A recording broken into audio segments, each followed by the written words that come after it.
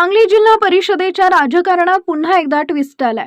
आमदार सुहास बाबर यांना शिवसेनेत पडलेली फूट रोखण्यात अपयश आलंय।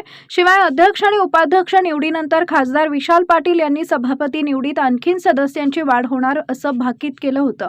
हे भाकीत खरं ठरलं असून अध्यक्ष उपाध्यक्ष निवडीत गैरहजर राहिलेले शिवसेनेचे पृथ्वीराज पाटील आणि जयदीप भोसले यांनी महाविकास आघाडीला पाठिंबा देण्याचा निर्णय घेतलाय। दरम्यान गैरहजर राहणाऱ्या पृथ्वीराज पाटील यांना सभापती पदाचं बक्षीस मिळालंय।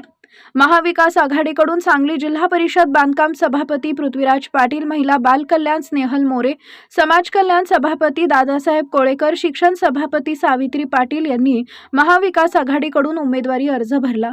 त्यामुळे भाजपकडे आता 24चं संख्याबळ तर महाविकास आघाडीकडे 37चं संख्याबळ झालंय।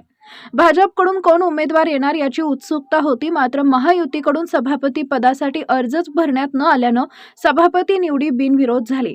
यापूर्वी पृथ्वीराज पाटील यांनी आमदार गोपीचंद पडळकर यांच्या भूमिकेला विरोध दर्शवत उपाध्यक्ष निवडीत स्वतः आणि जयदीप भोसले हे गैरहजर राहिले होते।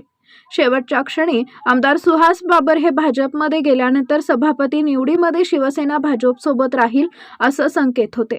शिवाय मध्यंतरीच्या काळात पृथ्वीराज पाटील आणि जयदीप भोसले यांची समजूत काढण्यात यशस्वी ठरतील अशी शक्यता होती, मात्र आमदार सुहास बाबर हे शिवसेनेतील फूट रोखण्यात अपयशी ठरले। दरम्यान काल आमदार गोपीचंद पडळकर यांनी पृथ्वीराज पाटील यांचा कुणबी दाखला बोगस असल्याचा आरोप मुंबईत पत्रकार परिषदेतून केला होता। त्याला प्रत्युत्तर म्हणून तानाजी पाटील यांनी अमरसिंह देशमुख, सचिन मोटे व आता आमच्या विरुद्ध तक्रारी असं राजकारण करू नका, तुमचे जातीचं राजकारण जनतेनं नाकारलंय असा टोला गोपीचंद पडळकर यांना लगावला आहे।